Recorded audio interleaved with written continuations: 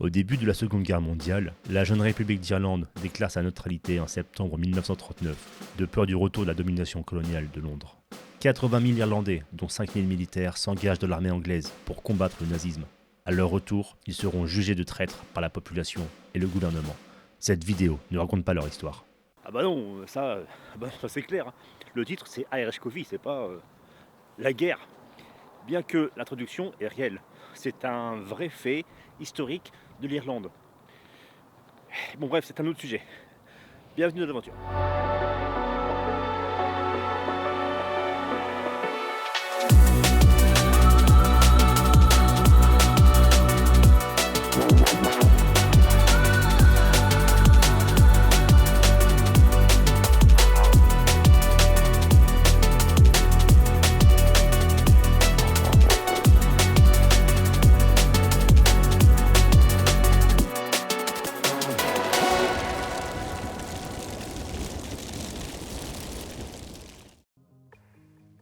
Quel point commun entre l'Irish Coffee et la guerre?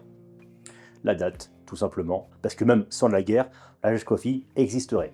Foynes se trouve dans le comté de Limerick. L'emplacement du lieu a été le premier aéroport européen où Pan Am, une compagnie aérienne des USA, a commencé à exploiter des services commerciaux transatlantiques à partir du 9 juillet 1939 avec des vols en hydravion pour New York.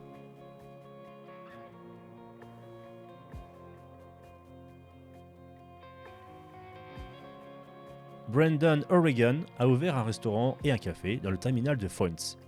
Il est rapidement, d'après ce que l'on dit, devenu l'un des meilleurs restaurateurs d'Irlande. Joe Sheridan, chef cuisinier de son état originaire de Castlederg, dans le comté de Tyrone, a été recruté par O'Regan, bien évidemment, pour faire la cuisine. Tard dans la nuit, en hiver 1943, un avion décolle pour New York. Le problème, c'est qu'il y a un temps de merde, et après plusieurs heures, le pilote décide de faire demi-tour et revenir à Foynes. Il prévient la station comme quoi il revient. Et il est blindé de passagers. Bien évidemment, le personnel au sol n'étant plus là, tout le monde est rappelé pour pouvoir soigner les gens. Joseph est alors commis d'office pour donner à boire chaudement et donner à manger chaudement aux passagers. Il eut l'idée de rajouter du whisky dans le café afin d'être un peu plus chaud pour les gens qui ont le moral dans les chaussettes, quoi. Il y a un passager, à ce moment-là, qui lui a demandé « Mais c'est du café de Brésil ?» Et lui répond « Non, c'est du café irlandais. » Quelques semaines plus tard, Joe frappa à la porte du bureau de Brandon. Il lui présenta son invention avec un verre à pied et lui demande ce qu'il en pense. Brandon répondit « Chef, génial !» Et c'est ainsi que l'Irish Coffee vit le jour différemment que dans une tasse à café.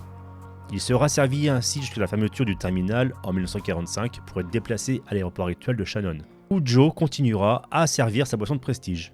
Et aujourd'hui, ça donne quoi? Eh bien, vous allez venir avec moi, je vais vous montrer comment est fait l'Irish Coffee en 2026. Et je ne vais pas le faire ici.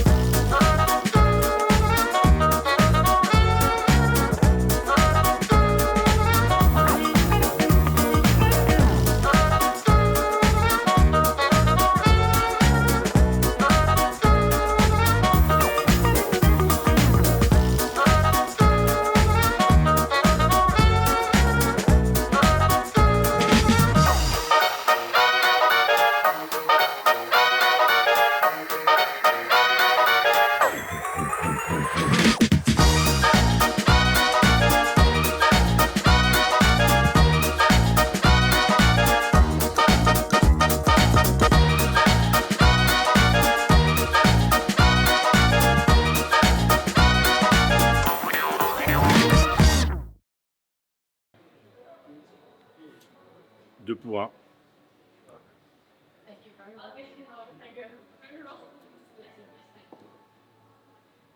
Je remercie The Treehouse Restaurant pour m'avoir fait cette vidéo, ou plutôt le Irish Coffee. Bon, vous avez vu, hein, c'est classe. Hein. Il y a des concours de ça aussi. Il y a beaucoup de concours. Toujours intéressant de voir. Tous les ans, il y a un truc là-dessus. Le meilleur barman qui fait de l'Irish Coffee. Il faut savoir qu'aussi un truc important, c'est que quand on voit un pub, c'est pas forcément dans le pub qu'on verra l'Irish Coffee. Si vous rentrez dans un pub qui a une machine à café, oui, là vous pourrez peut-être prétendre à demander un Irish Coffee. Sinon, beaucoup de restaurants le font, comme celui-là. Et si vous passez dans le coin, bien évidemment,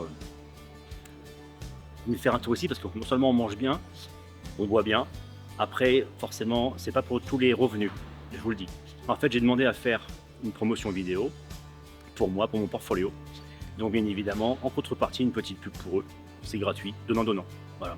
Si ça vous a plu pour le soutien, bah, abonnez-vous à la chaîne. Sinon, c'est pas la peine. Il tabasse ce con.